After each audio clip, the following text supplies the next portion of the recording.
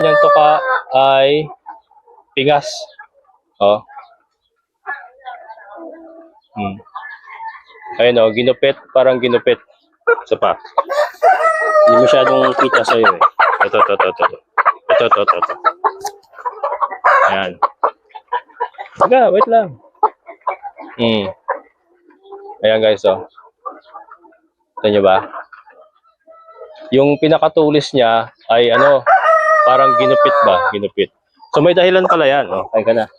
May dahilan pala yan kung bakit.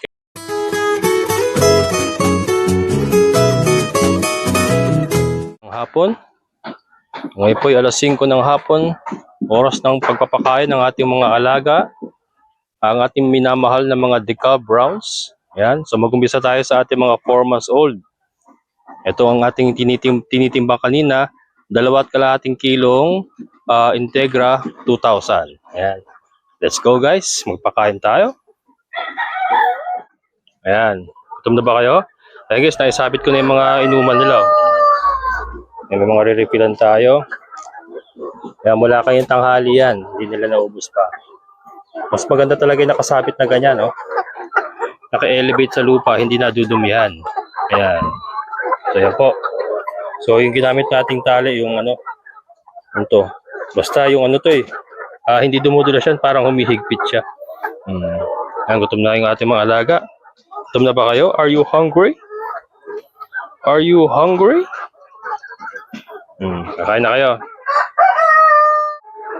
Ayan. Dito tayo sa dulo. Ayan. So yung kanilang pakainan guys. Yataas ko na kanina tanghali. Para madali ang galawan ngayon. Para lagay na tayo ng lagay. Ito na ron. Ngayon guys, ito ano, meron tayong kasagutan doon sa tanong natin na nakaraan na bakit may pingas ang kanilang mga tuka. Lahat sila ay pingas guys. Yung tulis ng kanilang tuka ay parang ginupit ba, piningas. Ayan, yung mga tuka nila.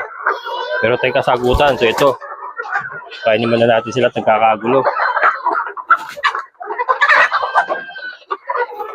Bago ko sabihin sa inyo, ipapakita ko sa inyo yung sinasabi kong pingas. Ngayon si Little One ay nag-iingay na. Nuna ko muna to, kararating ko lang eh. Nuna ko muna to mga to kasi siyempre sila ang bida.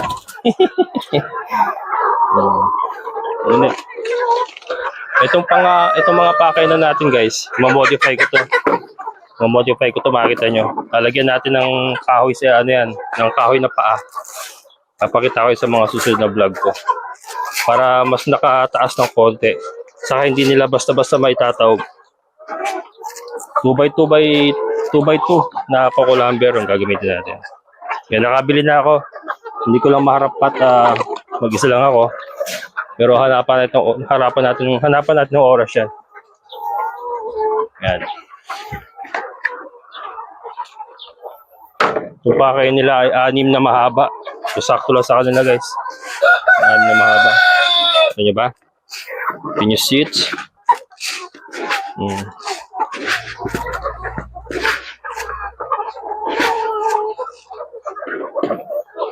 Ayan. So far ay magagana lahat kumain guys. So ito ay 80 pa rin ha. 80 pieces pa rin. Walang nalalagas. Malulusog lahat. Ang galing. Ngayon po ay April 4. Kinuha natin ito March 28. So ngayon po ay bukas ay ika-isang linggo na nila sa atin. Yan. Kasi madaling araw sila dumating dito eh. Ng March 29, Friday. Ayan, Friday na madaling araw.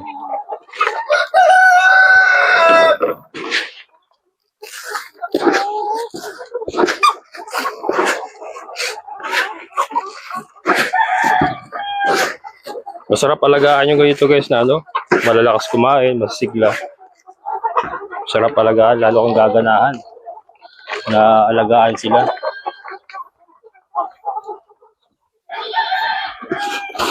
So natin ay natin to, Distribute natin natira. May natira pa. Yun ang kanilang allocation kasi 2.5 kilo sa umaga, 2.5 kilo sa hapon. Bali, ano sila, 5 kilo sa isang araw ang kanilang consumption. Ayan. Ayan.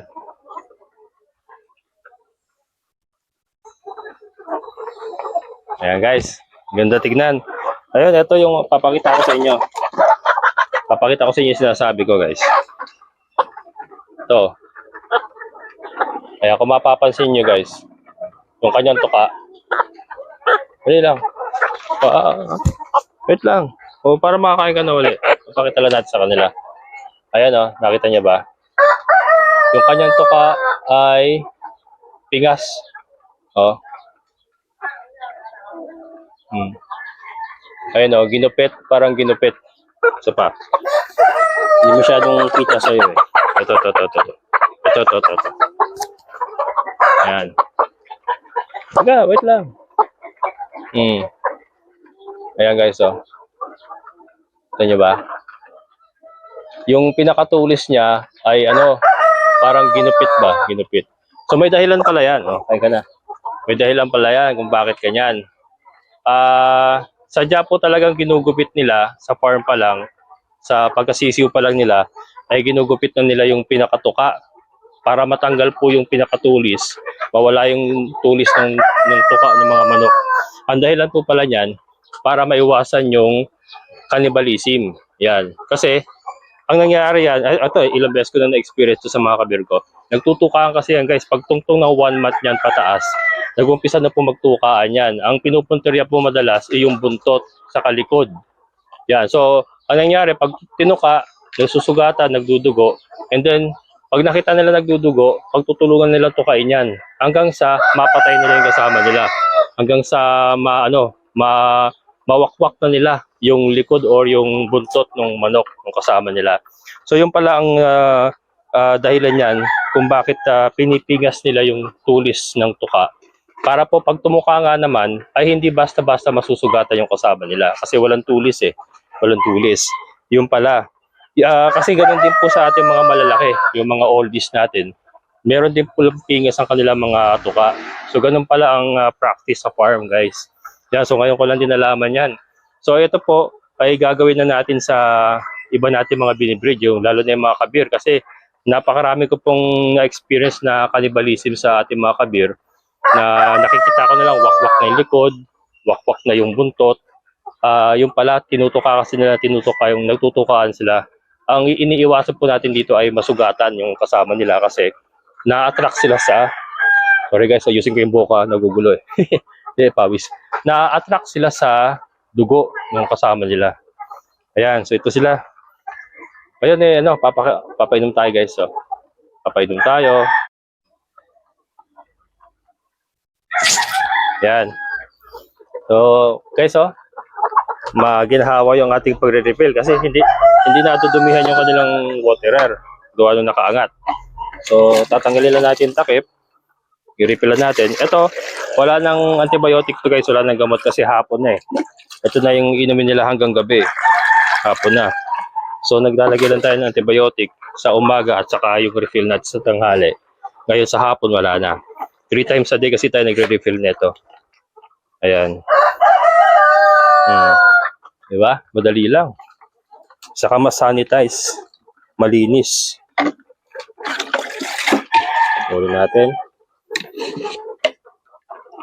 Ito kasi may gamot pa, sayang. Dagdagan lang natin. Hindi natin tanggalin yung may gamot. Ayos.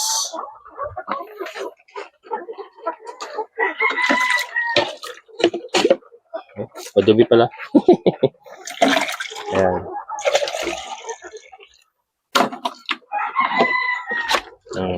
Diba? Ganyan ba guys? Okay, so alright.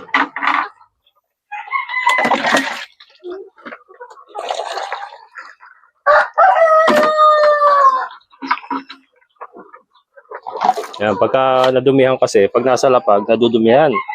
So, kailangan pa natin linisin. At saka, natatabunan ng lupa minsan. Ito, pakita ko. Oh, ayan. Oh, di ba? So, mas maganda yung naka-elevate na ganito.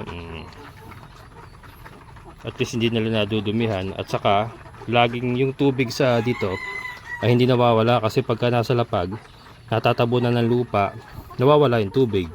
Hindi sila makainom. So, ito at least ay permis na may tubig. Hanggat may laman po yung ano nila, pinakaloob, ay hindi nawawala ng tubig yan. So, nakakainom sila na maayos. Ito iba. Dadagdagan ko pa yan guys, hindi ko pa kasi nahuhugasan yung iba. Marami akong ganito eh. Marami akong ganitong kaliliit eh. Dagdagan pa natin mga dalawa pa siguro. Ayan, pero to. Ayan sila. Maganang kumain. And ayun. Likalita. Ayan ah. Ito yung tuka. Ba.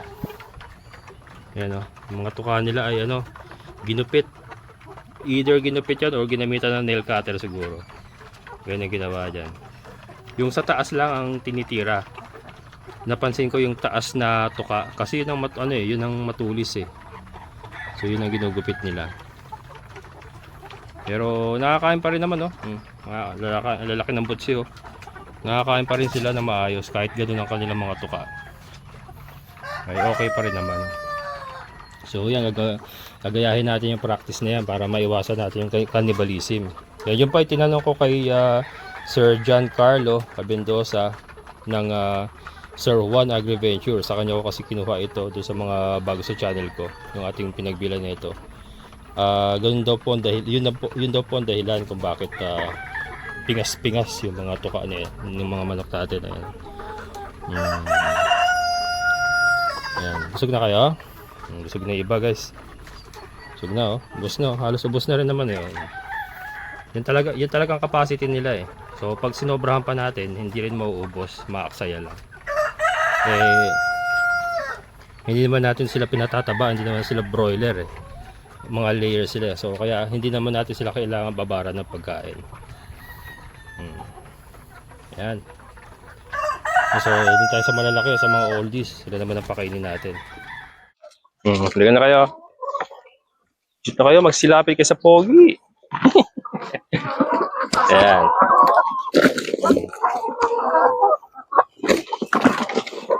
Kaya pa ano, pasado las 5 na. At inuna natin yung mga mas bata, mga 4 months old. Siyempre, mga bida yun eh. Bida naman lahat yan guys. So ito ang routine natin. Itong unang pinapakain natin yung mga decal browns natin. And then, mamaya tutungo tayo sa ibang alaga natin mga manok. And then sa pato. And then sa baboy. Yung hinuhuli ko yung baboy kasi kahit dumilim, may ilaw naman yung baboy eh. So nakapagpapakain ako kahit madilim na sa mga baboy. Itong mga manok kasi, pagka inabot sila ng gabi, hindi na yun eh. Lalo na kung madilim, hindi masyadong lighted yung area nila. Hindi kakain yan. Parang yan eh, parang bulag na yan pagkagabi ang mga manok, pagka madilim. Kaya inuuna ko sila.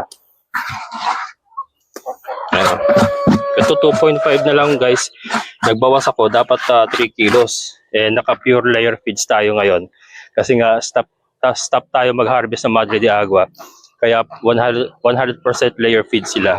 Kaya lang, hindi nga nila naubos. Ito nga 2.5 sa umaga, 2.5 sa hapon kilos na layer feeds ay hindi pa nila nauubos talaga. Natitirahan pa rin. Kasi wala silang gana kumain ngayon guys. Sobrang init kasi. May epekto rin talaga sa hayop ang init ng panahon. Pero sa tao nga meron eh, diba? Sa hayop pa kaya. Ang importante ay wala na heat stroke sa kanila. Kaya lang, yung kabir nga pala, kung matatandaan nyo, napanood nyo yung nagdugo kahapon na puwet. Wala. Tinuluyan ko na guys, na-disgrasya rin talaga.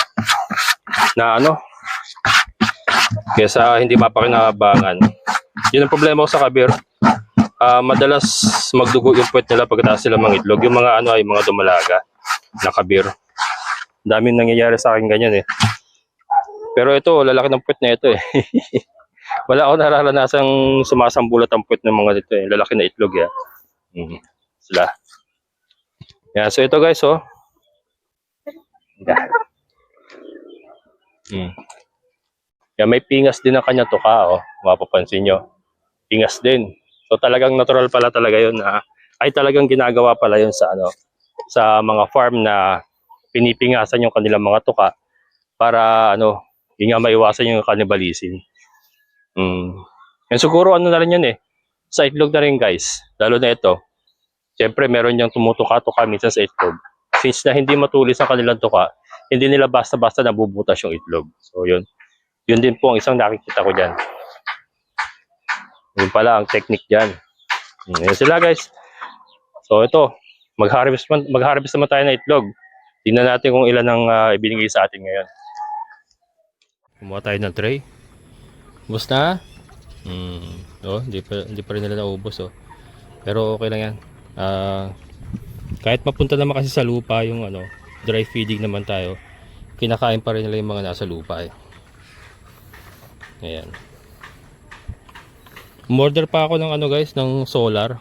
Additional solar light para sa kanila. Ano yan eh, naka-order na tayo sa online. Hinihintay na lang natin. So ito ay maglalagay tayo ng solar dito para kahit gabi ay makakain din sila. Yan sila oh.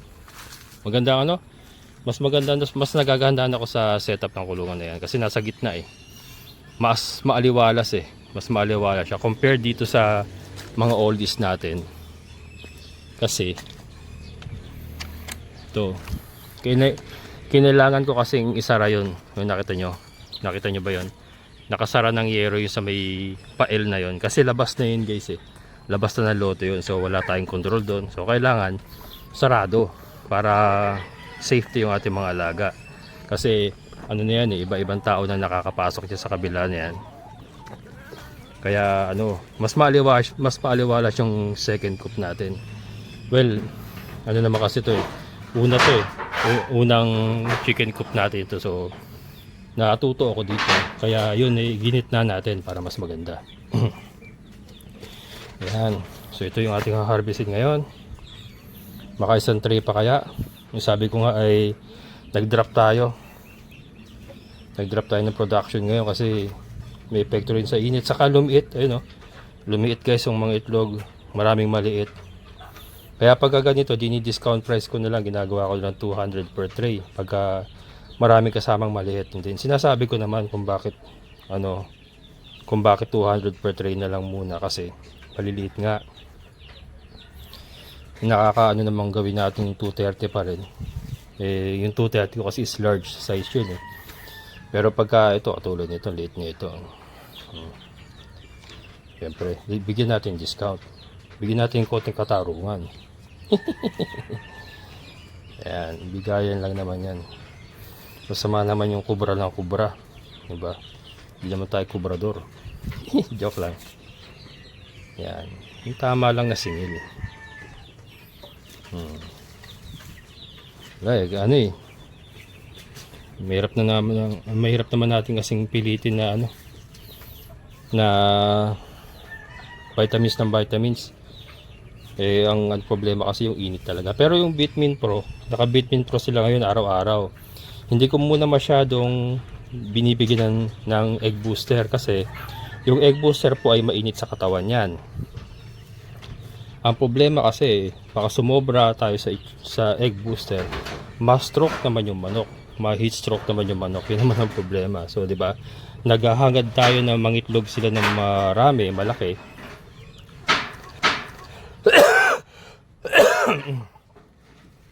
Eh kung madidisgrasya naman, di ba? Di ba mas malaki ang nawala sa atin? Hindi na baling tiyagain na natin yung ganito. So, ito. Ang ibinigay sa atin for today is 36. O, talagang 36 naglalaro sa 34, 36 ang ating harvest everyday. Pasensya na guys, nangangati ang lalamunan ko. Yan, hinahabol kong aking boses. Nangangati ang aking lalamunan. Yan. 36 guys. Wala tayong magagawa. panahon ng kalaban natin dito. Init ng panahon. Ayan. Palagay ko hindi naman dahil sa age to. Kasi yung gaganda pa ng mga manok natin eh. Ang gaganda pa ng katawan nila, itsura nila. So, ayan. So, yan po ang ating na Harvest 36.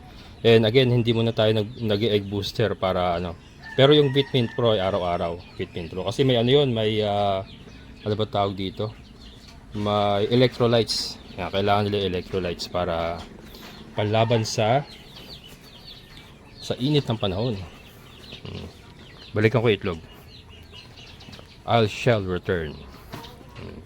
Nakalabas na ang mga kolokoy. Hoy, ito kayo. Off limits kayo dyan. Para sa mga young generation yan. Kayo ay mga thunders na. Balik kayo. Balik. Balik, dali. Dali. Balik. Yan tayo eh. Maghuhulihan pa tayo eh. Balik. Takot sa ilaw ng camera. Ayan, ayan nakabalik. Ayan na sila. Talagang ano. Dati guys, saglitan lang yung binibigay natin na pagkain. Saglitan lang, ubos na. Pero ngayon, matagal na nauubos. Talagang ano, walang gana kumain talaga. Tayo pa natira Pero yun naman yun hanggang mamayang gabi. And pag may natira kasi dyan, total may ilaw naman sila dyan. May solar light na tayo dyan. Yung iniipon ko yung natira sa isang ganyan, pinapasok ko doon para kahit gabi kumain sila. Inuubos nila. Pero yung kasi, yung sa mga young generation natin, yung sa mga 4 months natin, wala pang ano yun eh. Wala pang solar yun. Hinihintay pa nga natin yung ating in-order. Ayan. Can you see the look? Naubos nyo ba? Yung pagkain? Yung konti na lang naman konti na lang naman guys. Diba mas maliwalas siya tignan diba guys? Kasi nasa gitna siya. Bukas lahat ng corner. May mga trapalan tayo para pagka yung trajectory ng araw ay maharang natin sa umaga at sa tanghaling tapat. Ayos. Okay, so alright. Ayusin natin to. Pagagandahin natin ng maganda.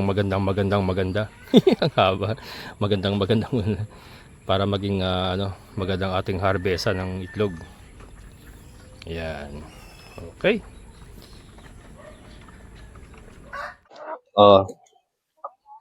Ang gaganda pa rin guys ang ganda pa rin. So yan. Yan po aking maibabahagi sa inyo for today, April 4. Yun nga po ang kasagutan sa ating katanungan doon nga sa previous vlog ko kasi ay nagtataka ako kung bakit pingas-pingas sa mga tuka nila.